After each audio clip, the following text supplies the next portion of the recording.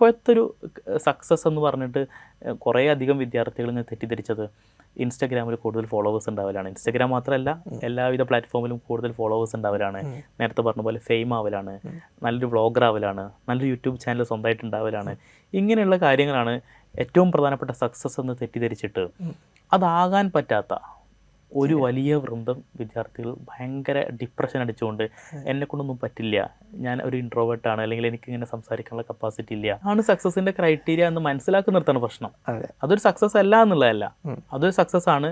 ഒരാളുടെ യൂണീക്കായ സ്കില്ല് മനസ്സിലാക്കിയിട്ട് അദ്ദേഹത്തിന് ഇത് പ്രസൻറ്റ് ചെയ്യാൻ പറ്റുന്നുള്ള ഒരു സക്സസ് തന്നെയാണ്.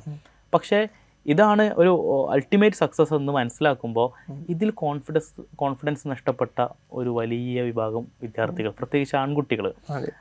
പെൺകുട്ടികൾക്ക് പിന്നെ ഇപ്പോൾ ഒന്നുകൂടെയൊക്കെ ഗേൾസ് ക്യാമ്പസിൽ എടുത്ത് നോക്കുകയാണെങ്കിലും സ്കൂളിൽ എടുത്ത് നോക്കുകയാണെങ്കിലും ബോയ്സ് ഭയങ്കര ഇൻട്രോവേർട്ടായിട്ട് ഇങ്ങനെ മാറിക്കൊണ്ടിരിക്കുന്നു, ഗേൾസ് ഭയങ്കരമായിട്ട് സോഷ്യൽ ആവുന്നു. ഇങ്ങനെ സംഭവം ഉണ്ടല്ലോ. അപ്പോൾ ഇതിലിപ്പോൾ ഈ ഫോളോവേഴ്സിൻ്റെ എണ്ണം കുറഞ്ഞു പോയ ആളുകൾ, ഇവരൊക്കെ ഇങ്ങനെ കോൺഫിഡൻസ് നഷ്ടപ്പെട്ട് എനിക്ക് വേറെ സക്സസ് ഉണ്ടാക്കാൻ വേണ്ടി പറ്റില്ലേ, അവിടെയാണ് ഈ ഒരു പ്രമേയത്തിൻ്റെ മറ്റു പ്രസക്തിയുള്ളത്.